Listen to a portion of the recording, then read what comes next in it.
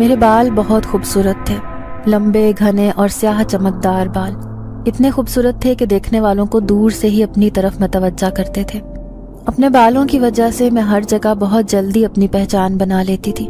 School ہو یا college, مجھے اپنے بالوں کی وجہ سے ایک منفرد حیثیت حاصل تھی۔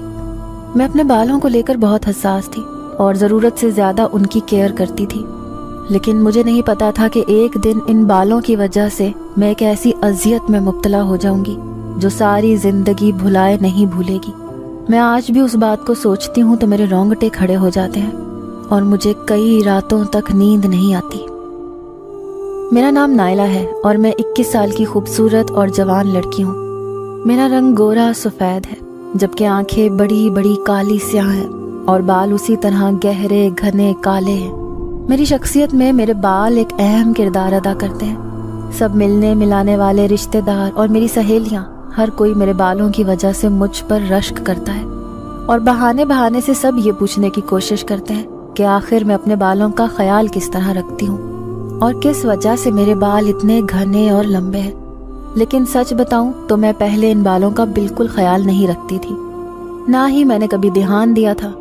میرے بال قدرتی طور پر ہی اتنے اچھے تھے، لیکن پھر میری اماں نے میرے بالوں کا خیال رکھنا شروع کیا۔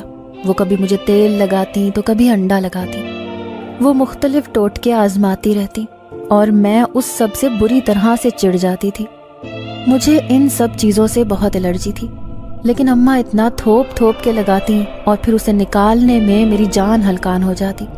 لیکن ایک بات ماننے والی تھی کہ اماں کے ان ٹوٹکوں کی وجہ سے میرے بالوں میں ایک عجیب سی چمک اور ملائمت پیدا ہو گئی تھی۔ میں اپنے بالوں کو جب بھی کھلا چھوڑتی تھی تو اماں ڈانٹ دیتی تھی اور فوراً آیت الکرسی پڑھ کر پھونک دیتی تھی اور کہتی تھی کہ اپنے بالوں کو کھلا مت چھوڑا کر، ایسے نظر لگ جاتی ہے۔ میرے بال لمبائی میں بھی بہت اچھے تھے، گھٹنوں سے نیچے تک آتے تھے، جبکہ آج کل تو عام طور پر بال کمر تک ہی مشکل سے آتے ہیں، لیکن میرے بال لمبائی میں بھی بہت اچھے تھے۔ میری اکثر سہیلیاں اور کزنز مجھ سے حسد کرتی تھیں، لیکن مجھے ان کی کوئی پرواہ نہیں تھی، کیونکہ یہ بال تو مجھے قدرت کی دین تھے۔ حالانکہ اماں کے بال بھی اچھے تھے، لیکن میری طرح نہیں تھے، اور میری چھوٹی بہن آئلہ کے بال بھی اچھے تھے، لیکن وہ بھی میرے جیسے گھنے اور سیاہ نہیں تھے۔